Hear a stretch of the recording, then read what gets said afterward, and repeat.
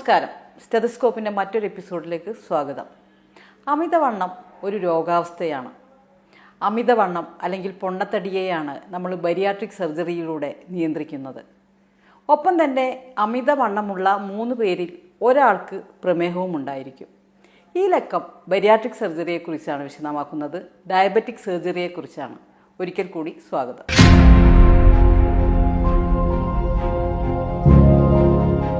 Bariatric സർജറിയെക്കുറിച്ചും diabetic സർജറിയെക്കുറിച്ചും വിശദമാക്കാൻ ഇന്ന് നമ്മോടൊപ്പമുള്ളത് പെരിന്തൽമണ്ണ മൗലാന ഹോസ്പിറ്റലിലെ general metabolic and robotic surgery department HOD doctor Muhammad ഇസ്മായിലാണ്. Welcome sir. Thank you. ഞാൻ ആമുഖത്തിൽ പറഞ്ഞ പോലെ ബരിയാട്രിക് സർജറി ആളുകൾക്കറിയാം. അതേസമയം ഡയബറ്റിക് സർജറി എന്താണെന്നുള്ളതാണ് ആദ്യത്തെ ചോദ്യം. അമിതവണ്ണം ഡയബറ്റിക്സിൻ്റെ ഒരു കാരണവുമാണ്. എന്താണ് ഡയബറ്റിക് സർജറി?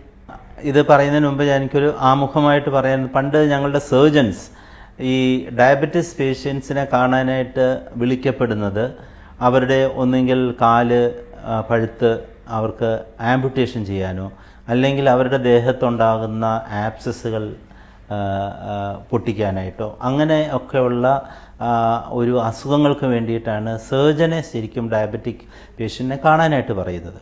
പക്ഷെ ഇപ്പോൾ ഇത് മാറിയിട്ട് ഡയബറ്റിസ് ചികിത്സിക്കുവാൻ അതൊരു വളരെ കാലമായിട്ട് കഴിഞ്ഞ ഒരു 2 ദശാബ്ദമായിട്ട് നടക്കുന്ന ഒരു ചർച്ചയാണ് whether diabetes is A medical condition or A surgical condition. എന്ന് വെച്ചാൽ അതൊരു അത്ഭുതമായിരിക്കും കേൾക്കുന്ന ആൾക്കാർക്ക്. കാരണം എന്ന് വെച്ച് കഴിഞ്ഞാൽ നമ്മൾ ഇതിൻ്റെ ഒരു ചരിത്രം നോക്കുകയാണെന്നുണ്ടെങ്കിൽ, എന്താണ് ഈ ഡയബറ്റിസ് സർജറി എന്ന് പറയുന്നത് നോക്കുകയാണെങ്കിൽ, നമ്മൾക്കറിയാം ഈ വണ്ണം കുറയാനായിട്ട്, എന്ന് വെച്ചാൽ കണ്ടമാനം അമിതവണ്ണമുള്ള ആൾക്കാർക്ക് ഈ വണ്ണം കുറയുവാനായിട്ട് നമ്മളുടെ കുടലുകളിൽ ഗ്യാസ്ട്രോ ഇൻറ്റെസ്റ്റിനൽ ട്രാക്റ്റിൽ നടത്തിയ സർജറികൾ കൂടി വണ്ണം കുറയുന്നതായിട്ട് കണ്ടുപിടിച്ചത് 1967 മുതൽ കണ്ടുപിടിച്ച സംഭവമാണ്. പക്ഷേ അന്നൊക്കെ എന്തായിരുന്നു വെച്ചാൽ വയറ് തുറഞ്ഞിട്ടാണ് ഈ സർജറി ചെയ്യുക. അപ്പോൾ ഈ സർജറി കഴിഞ്ഞിട്ട് ധാരാളം കോംപ്ലിക്കേഷൻസ്, എന്ന് വെച്ചാൽ നമ്മൾ അവരുടെ അബ്ഡോമിനൽ വോളിൽ തന്നെ ഒരു 10 സെൻറ്റിമീറ്റർ വലിപ്പം കാണും. അത് തുറന്നു കഴിഞ്ഞാൽ അവർക്കുള്ള പെയിൻ, അതുമൂലമുള്ള റെസ്പിറേറ്ററി ഇൻഫെക്ഷൻ, അങ്ങനെ മോർട്ടാലിറ്റി, ഈ മരണനിരക്ക് അങ്ങനെയുള്ള രോഗികൾക്ക് വളരെ കൂടുതലായിരുന്നു.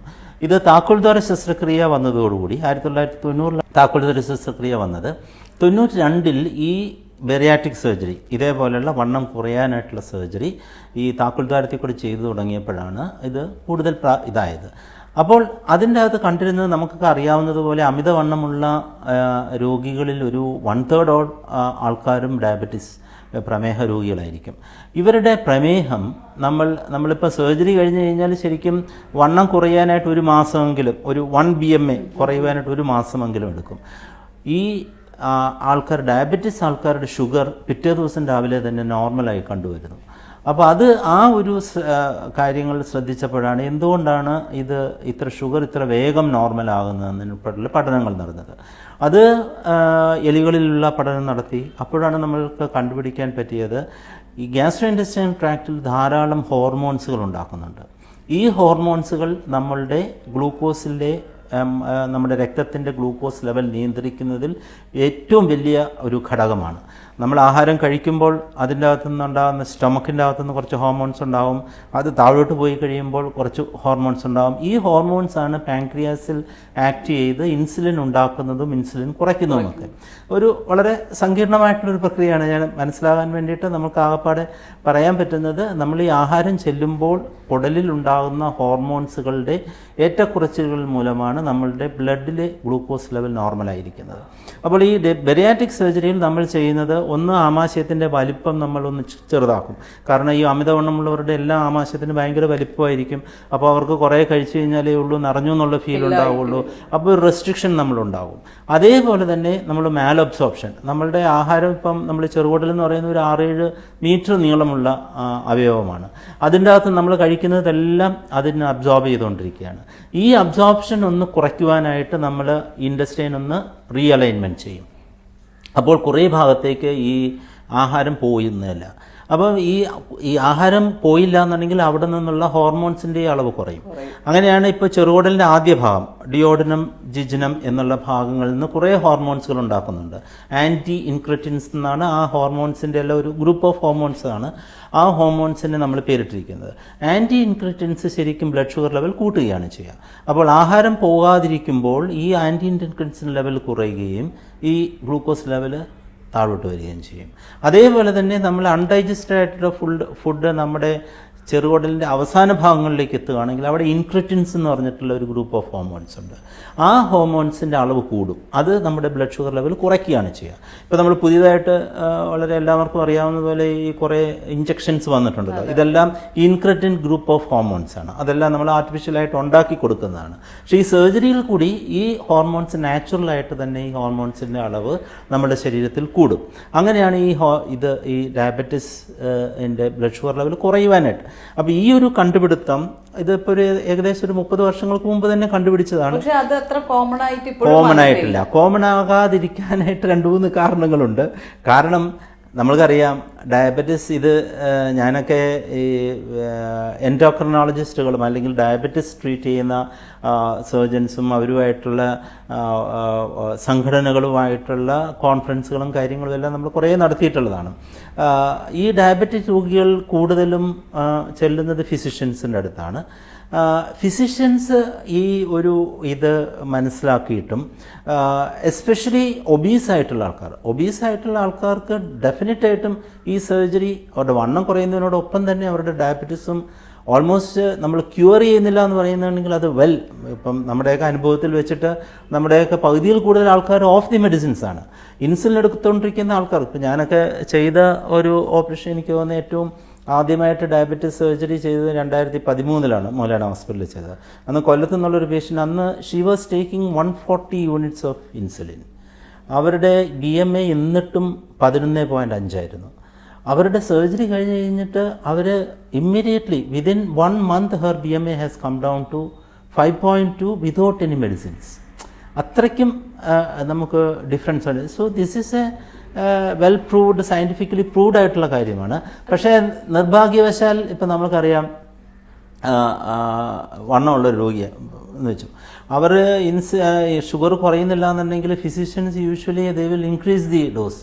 അപ്പം there is a group of diabetes patients who are obese. ഇപ്പം നമ്മൾ അതിനൊക്കെ സ്പെസിഫിക് ആയിട്ടുള്ള ഗൈഡ് ലൈൻസ് ഉണ്ട്. ഇപ്പം നിങ്ങളിപ്പം വെറുതെ ഗൂഗിൾ ചെയ്ത് നോക്കിയാൽ മതി. എല്ലാ വർഷവും ഈ അമേരിക്കൻ ഡയബറ്റിക് അസോസിയേഷനാണ് ഡയബറ്റിസിനെ പറ്റിയിട്ട് ആധികാരികമായിട്ട് പറയുന്ന ഏറ്റവും വലിയ അസോസിയേഷൻ, അമേരിക്കൻ ഡയബറ്റിക്. അവരുടെ എല്ലാ വർഷവും 2017 മുതലുള്ള അവരുടെ standard of care of diabetes എന്ന് പറഞ്ഞിട്ട് എല്ലാ വർഷവും അവർ വലിയൊരു വോളിയം, അത് ഡയബറ്റീസിൻ്റെ വിവിധ ഭാഗങ്ങളെ ഇതിൻ്റെ അകത്തെല്ലാം 2017 മുതൽ ഇത് കംപ്ലീറ്റ് ഇവരുടെ ഇതിനുണ്ട്. ദിസ് ഈസ് എ സർജറി എന്ന് പറയുന്നത് it is a module of treatment for type 2 diabetes.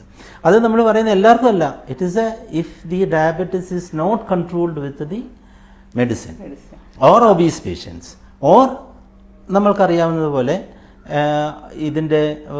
നമുക്കറിയാം ഈ ഡയബറ്റീസ് ഉള്ള രോഗികൾ എത്രമാത്രം മരുന്ന് കൊടുത്ത് നമ്മൾ കൺട്രോൾ ആക്കിയാലും 1% രോഗികൾ കിഡ്നി രോഗികളാവും. അവരുടെ എൻഡ് ഓർഗൻ ഫെയിലിയേഴ്സ്, അവരുടെ കിഡ്നി പോവും, അവരുടെ ഞരമ്പുകൾ പോവും, അവരുടെ കണ്ണ് പോവും. അപ്പോൾ ഇങ്ങനെയുള്ള എൻഡ് ഓർഗൻ ഫെയിലിയേഴ്സ് പ്രിവെൻറ്റ് ചെയ്യാനായിട്ട് ഏറ്റവും നല്ലൊരു മാർഗം എന്ന് പറയുന്നത് ഈ സർജറികൾ കൂടി തന്നെയാണ്.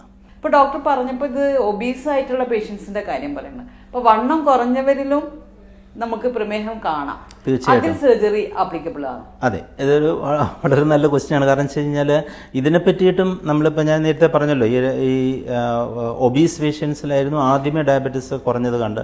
അതിൻ്റെ പഠനങ്ങൾ തെളിയിച്ചത് ഇതേപോലുള്ള ഹോർമോൺസിൻ്റെ വ്യതിയാനം കൊണ്ട് നമ്മൾക്ക് ഡയബറ്റീസ് കൺട്രോൾ ആക്കാൻ പറ്റുമെന്നുള്ളതാണ്.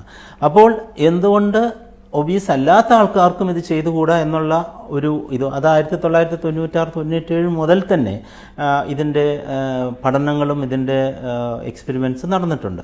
അപ്പോൾ നമ്മൾക്ക് ഇതിപ്പം 2010 ശരിക്കും പറഞ്ഞാൽ നമ്മുടെ ഇവിടെ അത് അന്ന് വരെയൊക്കെ ഉണ്ടായിരുന്ന there are specific guide lines, especially ഈ BMI വെച്ചിട്ടാണ് ഇത് പറയുക. നമ്മൾ 27.5 BMIയിൽ മുകളിലുള്ള ഏത് ഡയബറ്റിസ് രോഗികൾക്കും ഈ സർജറി ചെയ്യാനായിട്ട് അനുവദനീയമാണ്. അത് ഈ അസോസിയേഷനും ഗവൺമെൻറ്റും അനുവദിച്ചിരിക്കുന്നത് 27.5 BMI മുകളിലുള്ളവർക്ക് അവരുടെ ഡയബറ്റീസ്, ഇപ്പോൾ ഏർലി ഡയബറ്റീസ് ഒന്നുമല്ല, അവരുടെ diabetes not controlled with the medicines if they are going to. അപ്പോൾ അത് യങ്സ്റ്റേഴ്സാണ് കൂടുതലും സർജറിക്ക് വേണ്ടിയിട്ട് ഇപ്പം ഇവർ പറയാതെ തന്നെ നമ്മളുടെ അടുത്ത് വരുന്നത്. ഇപ്പം ഞങ്ങളിവിടെ ഡയബറ്റീസ് സർജറി ഏകദേശം 250ഓളം ഡയബറ്റീസ് സർജറി നമ്മൾ ഈ കഴിഞ്ഞ 10-15 വർഷത്തിനുള്ളിൽ ചെയ്തിട്ടുണ്ട്. അതിൽ തന്നെ 27.5 BMI കുറവാണെന്നുണ്ടെങ്കിൽ it should be done as a experimental. നിങ്ങൾക്കത് ഒരു ക്ലിനിക്കൽ ട്രയലിലേ ചെയ്യാൻ പറ്റുള്ളൂ. അപ്പോൾ നമ്മുടെ ഇവിടെ ICMR എന്ന് പറഞ്ഞിട്ടുള്ള സംഘടനയുണ്ട്. ICMRൻ്റെ റെക്കഗ്നീഷൻ കൊണ്ട് ഒരു ക്ലിനിക്കൽ ട്രയലിൽ നമ്മൾക്ക് 2010 തന്നെ ഈ ഒരു ICMRൻ്റെ ട്രയൽ കിട്ടി. ഞങ്ങൾ 30, അത് 27 പോയില്ല, 30 താഴെയുള്ള BMI ഉള്ള ആൾക്കാരിൽ നമ്മൾ ഈ സർജറി ഏകദേശം 150ഓളം ആൾക്കാർക്ക് നമ്മൾ ഈ വിവിധ ടൈപ്പിലുള്ള, എന്ന് വെച്ചാൽ ഏത് ടൈപ്പിലുള്ള, പല ടൈപ്പിലുള്ള ബെറിയാട്രിക് സർജറി ഉണ്ട്, ഏത് ടൈപ്പിലുള്ളതാണ് ചെയ്യുന്നതെന്ന് അറിയാനായിട്ടുള്ളത് നമ്മൾ ചെയ്തിട്ടുണ്ട്. ഈ ഇവിടെ ഇപ്പോൾ ഏറ്റവും സിമ്പിളായിട്ടുള്ള ഒരു ഓപ്പറേഷൻ മൂലം ഈ പ്രമേഹ രോഗികൾക്ക്, വണ്ണമുള്ളവർക്കും വണ്ണമില്ലാത്തവർക്കും നമ്മൾക്ക് പക്ഷേ വണ്ണമില്ലാത്തവർക്ക് നല്ലൊരു സ്ക്രീനിങ് ടെസ്റ്റോടുകൂടിയേ ഇത് ചെയ്യാൻ പറ്റുള്ളൂ. കാരണം വെച്ചാൽ നിങ്ങൾ വണ്ണമില്ലാത്തവരെ പറ്റി ചോദിക്കുമ്പോൾ നമ്മൾ അറിയേണ്ടത് എന്താണെന്ന് വെച്ച് കഴിഞ്ഞാൽ ഇവരുടെ പാൻക്രിയാസിൻ്റെ കപ്പാസിറ്റി ഉണ്ടാകണം. പാൻക്രിയാസിൻ്റെ മുകളിൽ ഈ ഹോർമോൺസിൻ്റെ പ്രവർത്തനം വരുമ്പോഴാണല്ലോ ഇൻസുലിൻ ഉണ്ടാക്കുന്നത്. അപ്പോൾ നമ്മൾ അറിയേണ്ടത് ഇപ്പം സപ്പോസ് ഇപ്പോൾ ഒരു രോഗി 25 വർഷമായിട്ട് ഡയബറ്റിക് ആയിട്ടുള്ളവരാണെങ്കിൽ അവരുടെ പാൻക്രിയാസിൻ്റെ പ്രവർത്തനം അതിൻ്റെ ഓൾറെഡി അത് എക്സോസ്റ്റഡ് ആവും, അതിൻ്റെ സെൽസ് എല്ലാം നശിച്ച് അതിന് ഇൻസുലിൻ ഉണ്ടാക്കാനായിട്ട് കഴിവില്ലാതാവും. അങ്ങനെയുള്ള രോഗികൾക്ക് നമ്മൾ ഈ സർജറി ചെയ്തിട്ട് കാര്യമില്ല. കാരണം വെച്ചാൽ ഓൾറെഡി അവരുടെ പാൻക്രിയാസ് എക്സോസ്റ്റഡ് ആയി, പാൻക്രിയാസിൻ്റെ അകത്ത് ഇൻസുലിൻ ഉണ്ടാക്കാനായിട്ട് കഴിവില്ലാതായി അവർക്ക്. അപ്പോൾ അങ്ങനെയുള്ളവർക്ക് ഒരു ചെയ്ത, അപ്പോൾ അതുകൊണ്ട് ആ പാൻക്രിയാസിൻ്റെ പ്രവർത്തനം അറിയുവാനായിട്ടും അതേപോലെ തന്നെ ടിപ്പിക്കൽ ടൈപ്പ് 2 ഡയബറ്റിസ് ആയിരിക്കണം. കാരണം വെച്ചാൽ നമുക്കറിയാം ടൈപ്പ് 1 ഡയബറ്റിസ് നമുക്കെല്ലാവർക്കും അറിയാവുന്ന പോലെ പാൻക്രിയാസ് ഓൾറെഡി ജനനാനെ അവരുടെ പ്രവർത്തനം ഇല്ലാത്തതാണ്, ബേസിക്കായിട്ട് അതാണ്. അല്ലെങ്കിൽ ആൻറ്റിബോഡീസ് ഉണ്ടാവും. അങ്ങനെയുള്ള കുറേ ടെസ്റ്റുകൾ നമ്മൾ ഈ നോൺ ഒബീസ് ആയിട്ടുള്ള പേഷ്യൻസിന് ചെയ്യും. എന്നിട്ട് ടിപ്പിക്കലായിട്ട് ഈ ടൈപ്പ് 2 ഡയബറ്റിസ് ആയിട്ടുള്ളവർക്കേ ഉള്ളൂ നമ്മൾക്ക് ഈ സർജറി ചെയ്ത് കഴിഞ്ഞാൽ പ്രയോജനം കിട്ടുകയുള്ളൂ. അങ്ങനെയുള്ള രോഗികൾ മാത്രമേ നമ്മൾ ഈ സർജറിക്ക് വേണ്ടിയിട്ട് തിരഞ്ഞെടുക്കുകയുള്ളൂ. അതേപോലെ ഡ്യൂറേഷൻ ഓഫ് ഡയബറ്റിസ്, ഞാൻ നേരത്തെ പറഞ്ഞതുപോലെ ഏറ്റവും ഐഡിയലായിട്ട് ഒരു 10 years വരെ ഡയബറ്റിസ് ഉള്ളവർക്കാണ് ഏറ്റവും നല്ലത്. അതേപോലെ തന്നെ ഇപ്പം ഒരു ക്വസ്റ്റ്യൻ വരുന്നത് വെദർ നമ്മൾ ഈ ഡയബറ്റീസ് കണ്ടുപിടിച്ചാൽ തന്നെ ഉടനെ തന്നെ ഈ സർജറി ചെയ്യണോ അതോ കുറേ കഴിഞ്ഞിട്ട് ചെയ്യണോ, ഇതെല്ലാം ഡിപ്പെൻഡ്സ് ഓൺ ദി പാൻക്രിയാസ്. കാരണം വെച്ചാൽ ഇപ്പം നമ്മളിപ്പോൾ വെയിറ്റ് ചെയ്യുകയാണെങ്കിൽ ചിലപ്പം പാൻക്രിയാസിൻ്റെ പ്രവർത്തനം പിന്നെയും മോശമായിക്കൊണ്ടിരിക്കും. അപ്പോൾ അതിനേക്കാളും നല്ലത് നേരത്തെ ചെയ്യുന്നതാണ് നല്ലത്. അപ്പം കൂടുതൽ യങ്സ്റ്റേഴ്സ് ആയിട്ടുള്ള ആൾക്കാർ ഇത് ഗൂഗിളിലൊക്കെ ഇഷ്ടം പോലെ ഇതിനെ പറ്റിയിട്ട് കിട്ടുകയാണ്. അവർ ചോദിച്ച് വരും ഈ സർജറിക്ക് വേണ്ടിയിട്ട് ചെയ്യാനായിട്ട്. കുറേ ആൾക്കാർക്ക്, വളരെ ഒരു 90% നമ്മുടെ ആൾക്കാർക്കും ഇത് ചെയ്തിട്ടുള്ള ആൾക്കാർക്കും വളരെയധികം നല്ല റിസൾട്ടാണ് കിട്ടിയിരിക്കുന്നത്. അമിതവണ്ണം അല്ലെങ്കിൽ പൊണ്ണത്തടി അത്തരമുള്ള ആളുകൾക്കാണ് നമ്മൾ ബെറിയാട്രിക് സർജറിയിലേക്ക് പോകുന്നത്. അതെങ്ങനെയാണ് ഡിഫൈൻ ചെയ്യുന്നത്? നമ്മളിപ്പോൾ അമിതവണ്ണം എന്ന് പറയുന്നത് it's an excessive accumulation of fat in our body. നമ്മളുടെ ശരീരത്തിന് ആവശ്യമുള്ളതിനേക്കാളും കൊഴുപ്പ് നമ്മുടെ ശരീരത്തിൽ അടിയുമ്പോഴാണ് ഈ അമിതവണ്ണം എന്ന് പറയുന്നത്. അത് നമ്മൾ ഒരു ബേസിക്കായിട്ട് നമ്മൾ കാൽക്കുലേറ്റ് ചെയ്യുന്നത് ഫോർ ലേമാൻ, സാധാരണക്കാർക്ക് നമുക്ക് കാൽക്കുലേറ്റ് ചെയ്യാൻ പറ്റുന്നത് എത്ര വണ്ണം നമുക്ക് വേണം. ശരിക്കും നമുക്ക് പൊക്കത്തിനനുസരിച്ചിട്ടുള്ള ഒരു വണ്ണമാണ് വേണ്ടത്. അപ്പോൾ അത് നമ്മൾ വളരെ ഈസി ആയിട്ട് നമുക്ക് കാൽക്കുലേറ്റ് ചെയ്യാൻ പറ്റുന്നത്, നമ്മളുടെ പൊക്കം ഇപ്പം 165 സെൻറ്റിമീറ്റർ ആണെന്ന് വിചാരിച്ചോളൂ, -100 ഏതാണോ നമ്മുടെ ഹൈറ്റ് ഇൻ സെൻറ്റിമീറ്റർ -100 എന്ന് പറയുന്നതായിരിക്കണം നമ്മളുടെ അപ്പർ ലിമിറ്റ് ഓഫ് നമ്മുടെ ഐഡിയൽ, നമ്മുടെ വെയിറ്റിൻ്റെ അപ്പർ ലിമിറ്റ്. നമ്മളിപ്പോൾ 165 സെൻറ്റിമീറ്റർ ഉണ്ടെങ്കിൽ 65 കിലോഗ്രാം എന്ന് പറയുന്നത് അതിൽ മുകളിലായി കഴിഞ്ഞ് കഴിഞ്ഞാൽ അമിതവണ്ണമായി. അത് തന്നെ നമ്മൾ സയൻറ്റിഫിക്കായിട്ട് കാൽക്കുലേറ്റ് ചെയ്യുന്ന BMI, ബോഡി മാസ് ഇൻഡെക്സ് എന്ന് പറയും, ഒരു കാൽക്കുലേഷൻ വെച്ചിട്ട്. നോർമലായിട്ടുള്ള BMI നമ്മൾ 23 ആണ് നമ്മൾ ഏഷ്യ പസഫിക് റീജിയനിലുള്ള ആൾക്കാർക്ക് നമ്മൾ വെച്ചിരിക്കുന്നത്. യൂറോപ്യൻ കൺട്രീസിൽ അത് കുറച്ചും കൂടെ കൂടുതലാണ്, 25 വെച്ചിരിക്കുന്നത്, 23 വെച്ചിരിക്കുന്നത്. അത് 30 വരെയാണെന്നുണ്ടെന്നുണ്ടെങ്കിൽ അത് ഒരു മൈൽഡ് ആയിട്ടുള്ള ഒബിസിറ്റി എന്ന് പറയും. ഈ 30 വരെ BMI ഉള്ളവർക്ക് നമുക്കൊരു കൺസർവേറ്റീവ് ലൈൻ എന്ന് വെച്ചാൽ സർജറി ഒന്നും ആവശ്യമില്ലാതെ നമ്മുടെ ലൈഫ് സ്റ്റൈൽ മാറ്റിക്കൊണ്ട് ഡയറ്റ്, എക്സസൈസ്, അതേപോലെ തന്നെ നമ്മളുടെ കഴിക്കുന്ന ആഹാരത്തിലുള്ള ഫാറ്റ് അബ്സോർബ് ചെയ്യാതിരിക്കാനായിട്ടുള്ള കുറച്ച് മെഡിസിൻസ്, വളരെ സേഫ് ആയിട്ടുള്ള മെഡിസിൻസ്, ഇതൊക്കെ കഴിച്ചുകൊണ്ട് നമുക്ക് കുറയ്ക്കാനായിട്ട് പറ്റും. ഇപ്പോൾ പുതിയ മെഡിസിൻസ് ഇറങ്ങിയിരിക്കുന്നത് ഞാൻ നേരത്തെ പറഞ്ഞ ഈ GLP-1 എന്ന് പറയുന്നത് ആൻറ്റി ഇൻക്രിറ്റൻസ് ഗ്രൂപ്പ് ഓഫ് ഹോർമോൺസ് ൻ്റെ ഇഞ്ചക്ഷൻസ് ഇറങ്ങിയിട്ടുണ്ട്. അതും സെയിം നമ്മൾ സർജറി ചെയ്ത് കഴിഞ്ഞാൽ കിട്ടുന്ന സെയിം ഇഫക്റ്റാണ്. പക്ഷേ അതിൻ്റെ ഒരു കുഴപ്പം എന്താണെന്ന് വെച്ച് കഴിഞ്ഞാൽ ഇതിൻ്റെ കോസ്റ്റാണ്. കോസ്റ്റും കാരണം വെച്ചാൽ ഇത് ഇപ്പം ആ മെഡിസിൻസ് ഒക്കെ ഏകദേശം ആവറേജ് ഒരു മാസം ഉപയോഗിക്കണ ഒരു 13,000 രൂപ അത് കഴിക്കുമ്പോഴേ ഉള്ളൂ, combined with diet and exercise. എപ്പോഴും നമ്മൾ ആ ഇഞ്ചക്ഷൻ എടുക്കുമ്പോൾ നമ്മൾ ശ്രദ്ധിക്കേണ്ടത് combined with the diet and exercise. നമുക്കൊരു 3, 4, 5 കിലോ വേണമെങ്കിൽ കുറഞ്ഞെന്നിരിക്കും. ഇതൊക്കെ ഒരു ടെമ്പററി ആയിട്ടേ നമുക്ക് പറ്റുള്ളൂ. നമുക്കൊരു ട്രീറ്റ്മെൻ്റ് ആയിട്ട് നമുക്ക് ഉപയോഗിക്കാൻ പറ്റുന്ന ഒരു ഇതല്ല ഈ ഇത്. ഇപ്പോൾ 30 മുകളിൽ BMI ആയി കഴിഞ്ഞ് കഴിഞ്ഞാൽ ഈ ഫാറ്റ് കൊണ്ട് ഓരോരോ അസുഖങ്ങളുണ്ടാകാൻ തുടങ്ങും. ഇപ്പോൾ അസുഖങ്ങൾ WHO ലിസ്റ്റ് ചെയ്തിരിക്കുന്ന ഏകദേശം 200ഓളം അസുഖങ്ങൾ ലിസ്റ്റ് ചെയ്തിട്ടുണ്ട്. ഇത് ഒബിസിറ്റി കൊണ്ട് ഡയറക്റ്റ് ആയിട്ടുണ്ടാകുന്ന അസുഖങ്ങൾ, from heart disease, diabetes, varicose vein, അതേപോലെ ഈവൻ ക്യാൻസേഴ്സ്. നമ്മളിപ്പം ബ്രസ്റ്റ് ക്യാൻസർ എടുക്കുകയാണെന്നുണ്ടെങ്കിൽ 30 ഇരട്ടി ചാൻസ് കൂടുതലാണ് നോർമലുള്ള ആൾക്കാരെക്കായാലും അമിതവണ്ണമുള്ള ആൾക്കാർക്ക് ബ്രസ്റ്റ് ക്യാൻസർ ഉണ്ടാകാനുള്ള സാധ്യത. അതേപോലെ തന്നെ CA കോളൻ, CS സെർവിക്സ്, ഇതെല്ലാം ഒബീസിറ്റി ആയിട്ടുള്ള ആൾക്കാർക്ക് കൂടുതലാണ്. അപ്പോൾ 30 BMI മുകളിലുള്ള ആൾക്കാർക്ക് ഈ അസുഖങ്ങൾ വരാനുള്ള സാധ്യത കൂടുതലാണ്. അപ്പോൾ അതുകൊണ്ട് 35 വരെയുള്ള BMI വരെയുള്ള ആൾക്കാർക്ക് നമ്മൾ ലൈഫ് സ്റ്റൈൽ ഡിസീസ് തന്നെ നോക്കി അവർ അത്ര ഡിറ്റർമിനൻ്റ് ആണെങ്കിൽ അവർ മെയിൻറ്റെയിൻ ചെയ്യാൻ പറ്റും. ഇതിൻ്റെയൊക്കെ ഒരു പ്രോബ്ലം എന്താണെന്ന് വെച്ചാൽ ഇവരുടെയൊക്കെ ആമാശയത്തിൻ്റെ വലുപ്പം കൂടുതലായിരിക്കും. സോ നമ്മൾ ഇപ്പം കുറച്ച് നാളത്തേക്ക് നമുക്ക് ഇതൊക്കെ ലൈഫ് സ്റ്റൈൽ നോക്കാൻ പറ്റും, പക്ഷെ കുറച്ച് കഴിഞ്ഞാൽ പിടിവിടും. അപ്പം പിന്നെ വേറൊരു ഫിനോമിന എന്ന് വെച്ചാൽ റീബോണ്ട് ഫിനോമിന. അത് നമുക്കറിയാം, ചിലർ ഈ ആയുർവേദ ഇതിലൊക്കെ പോയി കിടന്ന് തിരിച്ചു വന്നു കഴിഞ്ഞാൽ പിന്നെ ഇത് same thing happens with the medication also. ഇപ്പം പുതിയ ഇറങ്ങിയിരിക്കുന്ന ഈ മഞ്ചാരോ അല്ലാന്നുണ്ടെന്നുണ്ടെങ്കിൽ എന്നൊക്കെ പറഞ്ഞിട്ടുള്ള കുറേ ഇഞ്ചക്ഷൻസ് ഉണ്ടല്ലോ വെയിറ്റ് കുറയ്ക്കാനായിട്ടും ഡയബറ്റീസിനുള്ള. ഇതിനൊക്കെ പറ്റുന്ന ഒരു കുഴപ്പം എന്താണെന്ന് വെച്ച് കഴിഞ്ഞാൽ ഇത് നിർത്തി കഴിയുമ്പോൾ മിക്ക ആൾക്കാരും ഒരു 90% ഉള്ള ആൾക്കാരും കുറേ കഴിഞ്ഞ് because of the cost and അത് മാത്രമല്ല ഇതിന് കുറേ ഒരു nausea, vomiting, it is not comfortable ഈ മെഡിസിൻസ് എല്ലാം. പിന്നെ അത് മാത്രമല്ല ഇതിൻ്റെ ലോങ് ടേം റിസൾട്ട്സ് ഇനിയും വരാനിരിക്കുന്നേ ഉള്ളൂ. കാരണം വെച്ച് കഴിഞ്ഞാൽ ഇപ്പോൾ ഒരു 1-2 വർഷം ആയിട്ടേ ഉള്ളൂ ഇതെല്ലാം പുറത്തിറങ്ങിയിട്ട് പുതിയ മോളിക്യൂൾസ് വന്നിട്ട്. അപ്പം നമ്മൾ അതനുസരിച്ചിട്ടാണ് ഈ അസുഖം വന്നു കഴിഞ്ഞാൽ 35 മുകളിൽ BMI ആയി കഴിഞ്ഞ് കഴിഞ്ഞാൽ നമ്മൾ ഏറ്റവും നല്ല ഒരു സൊല്യൂഷൻ എന്ന് പറയുന്നത് it is A one time solution that ഇത് സർജറി എന്നുള്ളത്. അത് നമ്മൾ കീഹോളിൽ കൂടിയാണ് ചെയ്യുന്നത്. ഇപ്പോൾ ശരിക്കും ഒരു 2 ഡേയ്സേ ഉള്ളൂ ഹോസ്പിറ്റലിൽ അഡ്മിഷൻ ആവശ്യമുള്ളൂ. ഇത് കഴിഞ്ഞ് കഴിഞ്ഞാൽ they can back to their normal work. കാരണം ഇത് കീഹോളിൽ കൂടെ ചെയ്യുന്ന കാരണം പെയിനോ കാര്യങ്ങളോ ഉണ്ടാകുന്നില്ല. അവർക്ക് നെക്സ്റ്റ് ഡേ മുതൽ തന്നെ അവർക്ക് അവരുടെ സാധാരണ ജോലിയിൽ പ്രവേശിക്കാം. ആകപ്പാടെ ഉള്ള ഒരു റെസ്ട്രിക്ഷൻ ഇവർക്ക് പറയുന്ന ഒരു 2 വീക്സ് അവർക്ക് ഫ്ലൂയിഡ് ആയിട്ടുള്ള ഡയറ്റേ കഴിക്കാൻ പാടില്ല. വെച്ചാൽ നമ്മൾ സ്റ്റമക്ക് ചെറുതാക്കി വെക്കുന്നതൊക്കെ ഒന്ന് മെച്ചുവർ ആകാൻ വേണ്ടിയിട്ട്. അതാണ് ഈ ഒരു സർജറിയുടെ ഒരു ഗുണം. ഇപ്പോൾ സർജറി കഴിഞ്ഞാൽ വീണ്ടും വണ്ണം വരാം അല്ലേ, ഡയറ്റ് കൺട്രോൾ ചെയ്തിട്ട്. അപ്പോൾ ഡയറ്റ് എങ്ങനെയാണ് മോഡിഫൈ ചെയ്യേണ്ടത്? ഇത് നമ്മൾ ബേസിക് ആയിട്ട് മനസ്സിലാക്കേണ്ടത് എന്താണെന്ന് വെച്ച് കഴിഞ്ഞാൽ obesity is A life style disease.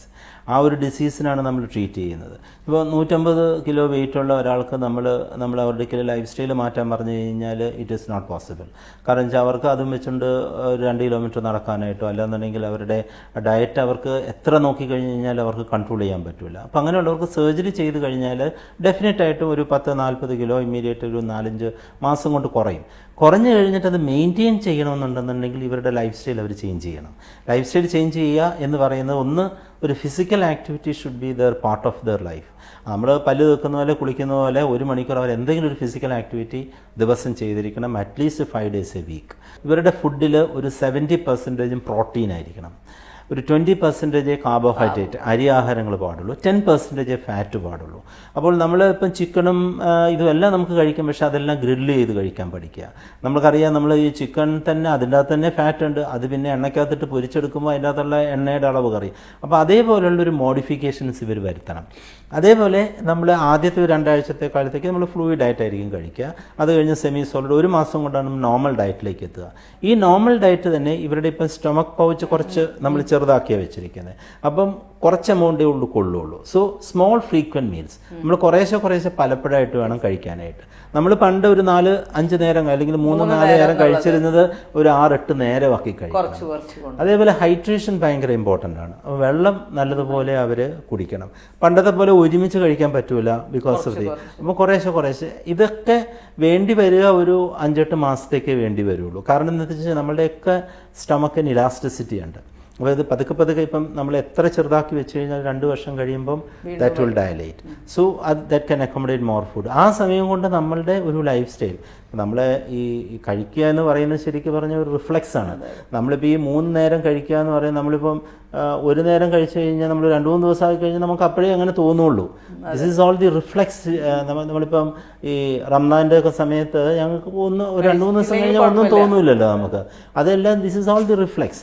So നമ്മളത് നമ്മളുടെ സ്റ്റൊമക്കിനെ പഠിപ്പിക്കുകയാണ് ചെയ്യേണ്ടത്, എങ്ങനെയാണ് അവർക്ക് ഇത് വരുന്നത്. ഇതേപോലെയുള്ള ഇത് ചെയ്യണം. പിന്നെ അതേപോലെ നമ്മളിപ്പോൾ ഞാൻ പറഞ്ഞു, ബൈപ്പാസ് ചെയ്യുന്ന ആൾക്കാർക്ക് കുറച്ച് നമ്മുടെ ശരീരത്തിൻ്റെ ചെറുകുടലിൽ നിന്ന് ഓരോ ഭാഗങ്ങളിൽ നിന്നും ഓരോരോ സാധനങ്ങളാണ് അബ്സോർബ് ചെയ്യുക. ഇപ്പം ആദ്യ ഭാഗങ്ങളിൽ നിന്ന് B1, B12, കാൽസ്യം, പ്രോട്ടീൻ. അപ്പം ഈ ബൈപ്പാസ് ചെയ്യുന്ന ഭാഗത്തു നിന്നുള്ള ആ ഘടകങ്ങളുടെ അളവ് കുറവായിരിക്കും. അപ്പോൾ അത് നമ്മൾ വൈറ്റമിൻസ് ആയിട്ട് നമ്മൾ സപ്ലിമെൻറ്റ് ചെയ്യേണ്ടി വരും. അതേപോലെ തന്നെയാണ് ഈ ഫോളോ അപ്പ് വളരെ ഇമ്പോർട്ടൻ്റ് ആണ്. ഇങ്ങനെയുള്ള പേഷ്യൻസിന് ആദ്യത്തെ നമ്മുടെയൊക്കെ ഹോസ്പിറ്റലിലെ പ്രോട്ടോകോൾ എന്താണെന്ന് വെച്ച് കഴിഞ്ഞാൽ ആദ്യത്തെ വർഷം ഒരു 4 പ്രാവശ്യം അവരുടെ ബ്ലഡ് ഒന്ന് ചെക്ക് ചെയ്യണം. എവരി 3 months ചെക്ക് ചെയ്യണം. അത് കഴിഞ്ഞാൽ every 6 months they have to do their blood check and they have to inform the doctor. അപ്പം നമ്മളിപ്പം വേറെ ഒരു സർജറി, ഇപ്പോൾ ഹേർണിയ അല്ലെങ്കിൽ തൈറോയിഡ് സർജറി ചെയ്യുന്നത് പോലുള്ളൊരു സർജറി അല്ല ബെറിയാട്രിക് സർജറി എന്ന് പറയുന്നത്.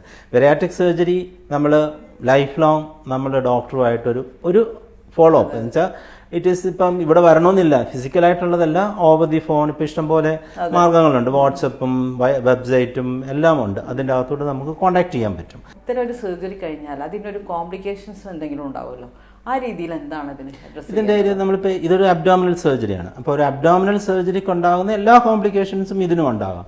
നമുക്ക് അബ്ഡോമിനൽ സർജറിക്ക് സാധാരണ ഉണ്ടാകുന്ന ബ്ലീഡിങ്, ഇത് ഇൻഡസ്ട്രിയിൽ തമ്മിൽ ജോയിൻ ചെയ്യുകയാണെങ്കിൽ ലീക്ക്, അല്ലാന്നുണ്ടെങ്കിൽ ഹെമറ്റോമ, ഇങ്ങനെയുള്ളതെല്ലാം. പക്ഷേ ഈ ബെറിയാട്രിക് സർജറിയുടെ ഒരു പ്രത്യേകത എന്താണെന്ന് വെച്ച് കഴിഞ്ഞാൽ, ബെറിയാട്രിക് സർജറി എന്ന് പറയുന്നത്, ബെറിയാട്രിക് പേഷ്യൻസ് എന്ന് പറയുന്നത് വളരെ കോംപ്രമൈസ്ഡ് പേഷ്യൻസ് ആണ്. അവരുടെ ഹാർട്ട്, ലങ്സ്, അവരുടെ എല്ലാ സിസ്റ്റത്തും കോംപ്രമൈസ്ഡ് ആണ്. അപ്പോൾ അങ്ങനെയുള്ള പേഷ്യൻറ്റിനെ നമ്മൾ ഓപ്പറേറ്റ് ചെയ്യുമ്പം നമ്മൾ സാധാരണ ചെയ്യുന്നതിനേക്കാളും കൂടുതൽ പ്രിക്കോഷൻസും കൂടുതൽ സജ്ജീകരണങ്ങളും ഇതിനു വേണ്ടി നമ്മൾ എടുക്കാറുണ്ട്. അതുകൊണ്ട് തന്നെയാണ് ഇത് ലാപ്രോസ്കോപ്പി കൂടെ നമ്മൾ ചെയ്യുന്ന സമയത്ത് നമ്മൾ കുടലുകൾ ജോയിൻ ചെയ്യുന്നതും എല്ലാം എൻഡോസ്റ്റേപ്ലേഴ്സ് എന്ന് പറഞ്ഞിട്ടുള്ള ഉപകരണങ്ങൾ വെച്ചിട്ടാണ്. ഇതുകൊണ്ടാണ് കോസ്റ്റ്ലി ആകുന്നത് ഈ സർജറി.